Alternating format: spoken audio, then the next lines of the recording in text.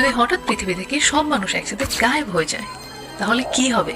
প্রথম 24 ঘন্টায় আলো একে একে নিভে যাবে, আর বড় বড় শহর ডুবে যাবে অন্ধকারে।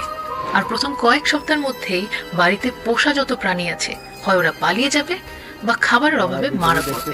কিন্তু তার 1 মাস পরে ঘটবে ব্যাপক বিপর্যয়। পাওয়ার প্ল্যান্ট গুলো ঠান্ডা রাখার জন্য সিস্টেমটা ফেল করবে, ফলে ঘটবে নিউক্লিয়ার পাওয়ার প্ল্যান্টের মেলডাউন। আর তার কয়েক মাস পর মানুষবিহীন বাড়িঘরগুলোর দেয়ালে ফাটল ধরবে, আর বাড়িগুলো নষ্ট হওয়া শুরু হবে। প্রায় 1-2 বছর পরে আকাশের উপরে যে স্যাটেলাইট গুলো ঘুরছে, সেগুলো মেইনটেনেন্সের অভাবে পৃথিবীর দিকেই ধসে পড়বে। 25 থেকে 50 বছরের মধ্যে নেচার পুরো শহর দখল করে নেবে, আর প্রায় 200 বছর পর মানুষের তৈরি বেশিরভাগ বিল্ডিং, ফ্লাইওভার সব ধসে পড়বে। আর তার 15,000 বছর পর মানুষের শেষ চিহ্ন হিসেবে টিকে থাকবে ইজিপ্টের পিরামিড আর তাজমহলের মতো স্থাপনাগুলো। তবে কয়েক লক্ষ বছর পরে সেই স্থাপনাগুলো আর থাকবে না। আর সব শেষে প্রায় 5 কোটি বছর পরে নেচার ফিরে যাবে তার নিজের রূপ।